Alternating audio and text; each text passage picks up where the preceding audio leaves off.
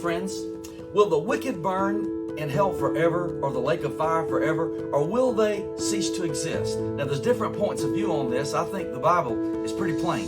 Let's talk about it today. Stay with us.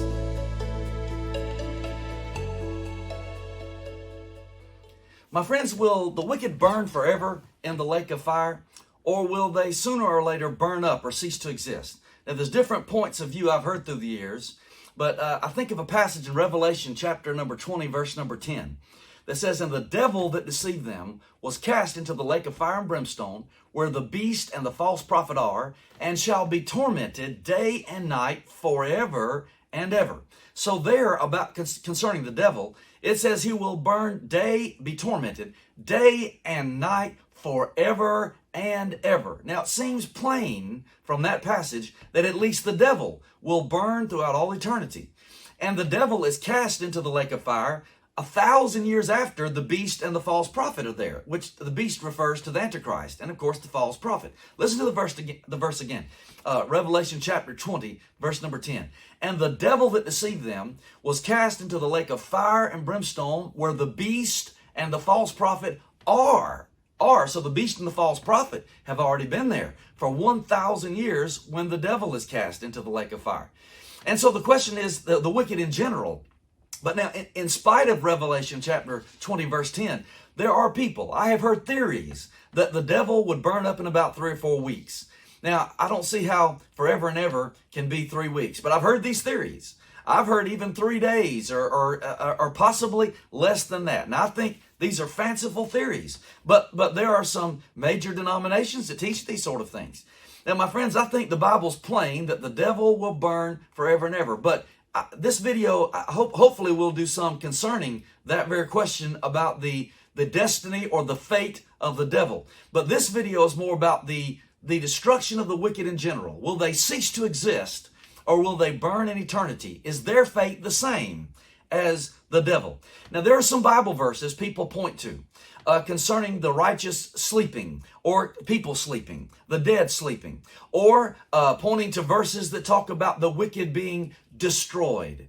And so there are people who ask us, what about these verses that say the wicked will be destroyed? Doesn't that mean they cease to exist? Let me give you a verse.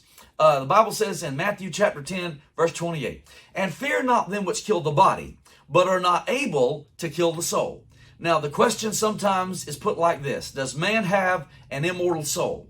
Well, there is no verse, people point this out, there's no verse that uses that exact phrase, man has an immortal soul. But my friends, through the years, people have pointed out, Matthew 10:28 says, that if you can kill the body and not kill the soul, in other words, if the soul is not killable, if the soul cannot be killed, isn't it immortal?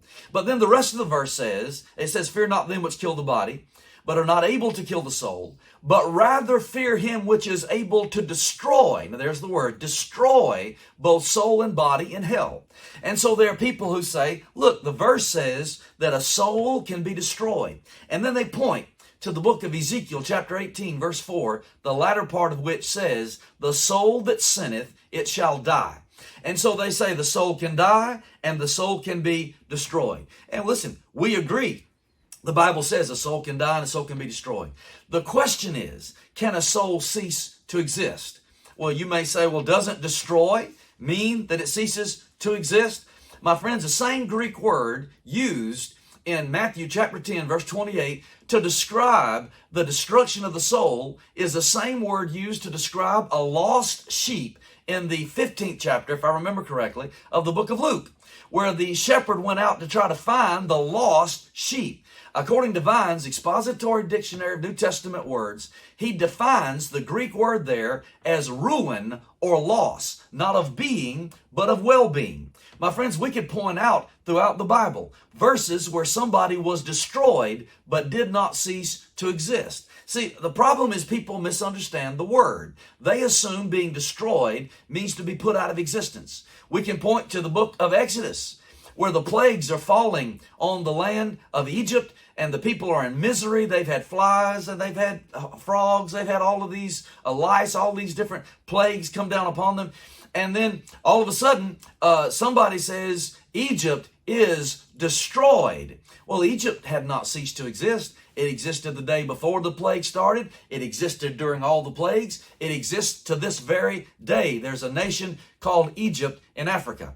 And so, my friends, the word destroyed there obviously does not mean that Egypt ceased to exist. And then there's a passage in the book of Amos, if I remember correctly, that says, O Israel, thou hast destroyed thyself.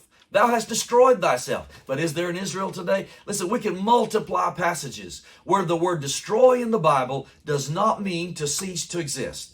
Now, my friends, that Greek word means, again, if I could quote from the dictionary, the Greek dictionary, it says the meaning of that Greek word means ruin or loss, not of being, but of well-being.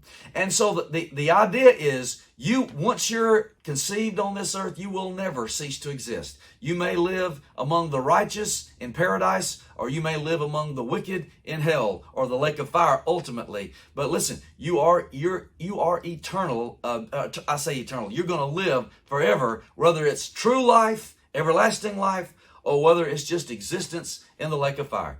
What a sad end. But hopefully none of you listening to me will go that route. Surely every one of us, hopefully, have made things right with the Lord. And if you hadn't, I pray that you will before it's over. Thank you so much for listening to us today. We sure appreciate your time. Thank you, my friends, for listening. My name is Kirk Baker, and I pastor the New Beginning Church in Dandridge, Tennessee. If you enjoy these videos, please like and subscribe and help us to spread the word. We're trying to reach as many people as we can, and we'd appreciate your help. You know, the Bible says you have not because you ask not, but we're asking, and we ask you to help us spread the word. Thank you so much for listening. Remember, the just shall live by faith.